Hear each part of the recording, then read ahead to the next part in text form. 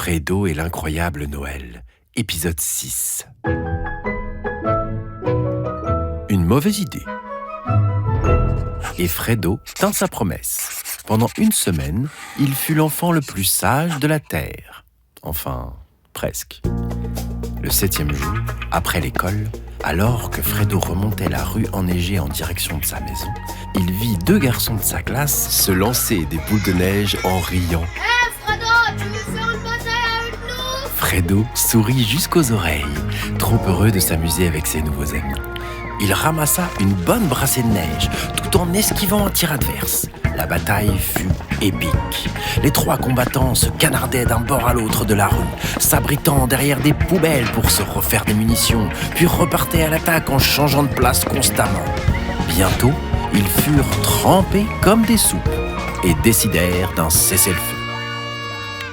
L'un des garçons proposa de viser une couronne de Noël accrochée à la porte d'une vieille maison. Mais Fredo n'était pas emballé par cette idée. Il savait qui habitait là.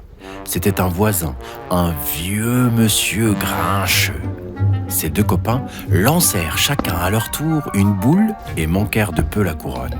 Allez Fredo, à ton tour. Je parie que t'es pas capable de la toucher à cette distance. Fredo savait qu'il faisait une bêtise, mais c'était plus fort que lui.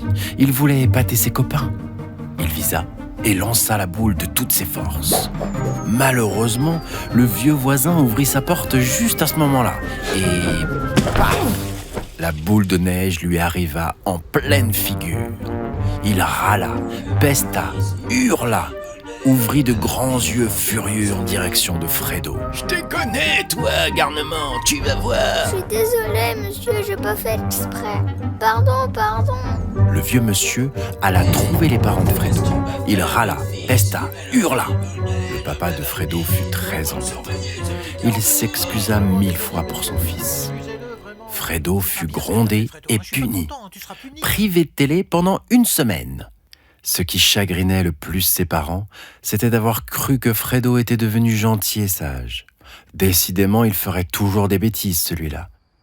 Fredo était triste. Il s'en voulait d'avoir lancé cette boule.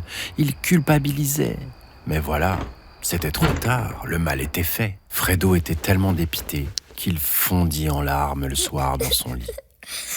C'est alors qu'il entendit qu'on frappait au volet. Qui est là? Les volets tremblèrent et s'ouvrirent soudain dans un grand souffle de vent qui ouvrit la fenêtre dans la foulée. Une lumière vive envahit la chambre. Fredo se réfugia sous sa couette, effrayé.